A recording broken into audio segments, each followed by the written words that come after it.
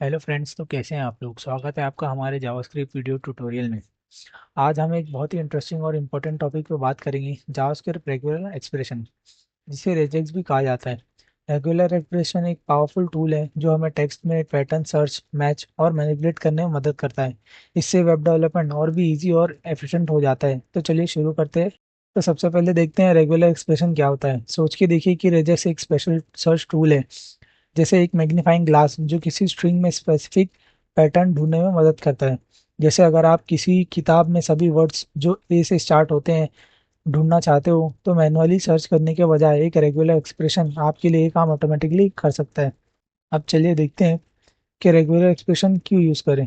Regular expression काफ़ी versatile होते हैं। कुछ कॉमन यूज़ केसेस यहाँ पर दिए गए हैं, जैसे स्पेसिफिक पैटर्न्स फाइंड करना, जैसे कि लार्ज डॉक्यूमेंट से ईमेल एड्रेसेस या फ़ोन नंबर्स एक्सट्रैक्ट करते। और दूसरा है checking if something is correct. जो इनपुट वैलिडेशंस रहते हैं, ये इंश्योर करता है कि यूज़र वैलिड एड्रेस डाल रहा है नहीं डाल रहा है, या फ़ोन नंबर या कोई फॉर्मेट सही एंटर कर रहा है नहीं कर रहा है। और तीसरा है replacing parts of text. Text replace करता है, एक वर्ड को दूसरे वर्ड से रिप्लेस करता है, जैसे डॉग को कैट से रिप्लेस करना पूरे पैराग्राफ में।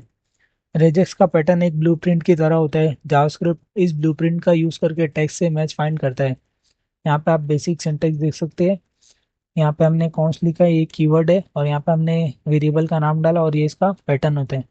और ये पैटर्न डिलीमीटर से स्टार्ट होता है। ये रेगुलर एक्सप्रेशन टू स्लैशेस के बीच में लिखे जाते हैं, जैसे यहाँ पे पैटर्न लिखा हुआ है और यहाँ पे पहले और एंड में टू स्लैशेस है।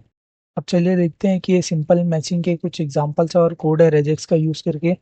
ये अगर किसी स्पेसिफिक वर्ड्स को मैच करना हो तो उसे स्लैशेस के अंदर लिखना होता है। यहाँ पे मैं इस कोड को कॉपी करता हूँ, और यहाँ पे मैं ऑलरेडी पेस्टेड है। आप देख सकते हैं यहाँ पे ये ट्रू रिटर्न कर रहा है। अगर मैं इसको एप्पल को हटा दूँ तो ये फॉल्स रिटर्न करेगा, क्योंकि ये चीज़ इसमें है ही नहीं, एप्पल। और ये चीज़, ये वाली लाइन जो है console dot log pattern dot test और टेक्स्ट, ये टेस्ट करता है कि एप्पल कंटेन हो रहा है नहीं हो रहा है इस टेक्स्ट में। तो यहाँ पे अगर मैं वापस से एप्पल लिख दूँ तो ये ट्रू हो जाएगा। अब चलिए देखते हैं स्पेशल कैरेक्टर। ये रेजेक्स को और पावरफुल बनाने के लिए स्पेशल कैरेक्टर का यूज होता है। जैसे यहाँ पे है पहला डॉट। ये डॉट दिखता है कि इसके कोई सा भी स्ट्रिंग है उसके बीच में कैरेक्टर है नहीं है। जैसे मैं इसे भी रन करके आपको बताता हूँ।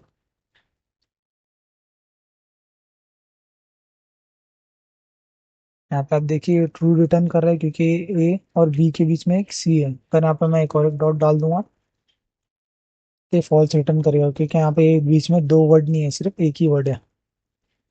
अब देखते हैं कैरेट। ये इंश्योर करता है कि मैचेस स्ट्रिंग्स के स्टार्ट में हो। यहाँ पे आप देख सकते हैं जो है एक स्टार्टिंग होता है रेजेक्स का। मैं इसे भी यहाँ से कॉपी करूँगा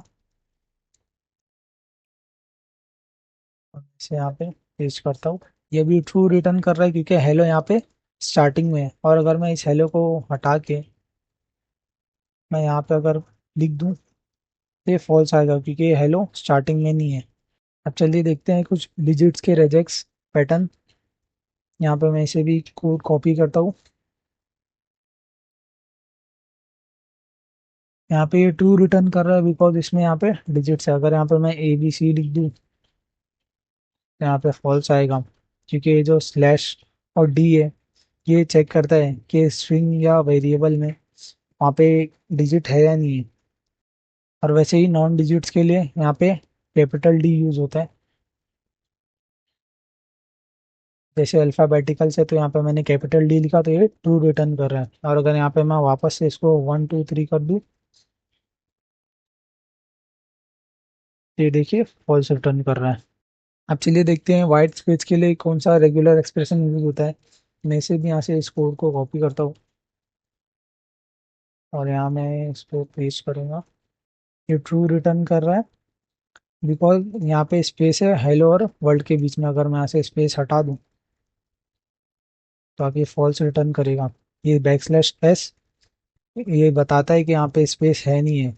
और वैसे ही नॉन वाइट स्पेसेस के लिए कैपिटल एस यूज किया जाता है। मैंने यहाँ पे कैपिटल एस लिखा हूँ, और अभी देखिए ये फॉल्स भी, अगर ये स्पेसेस निकाल दो तो ये देखिए टू रिटर्न करेगा, क्योंकि यहाँ पे स्पेस नहीं। अब चलिए देखते हैं क्वांटिफायर्स इन रेगुलर एक्सप्रेशन।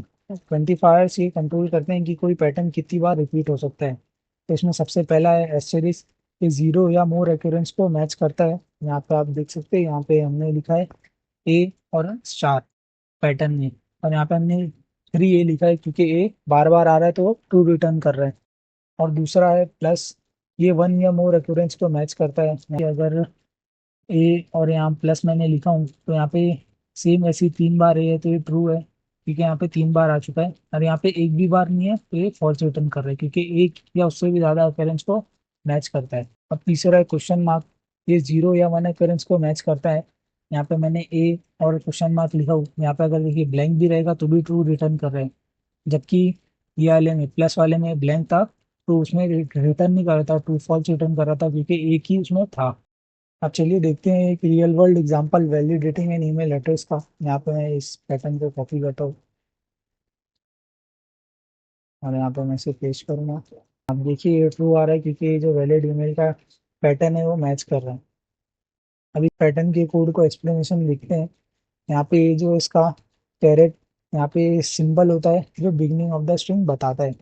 और ये दूसरा वाला जो A-Z, फिर ए कैपिटल जेड में लिखा हुआ है, 09 लिखा हुआ है, ये यूजर नेम का पार्ट मैच करता है।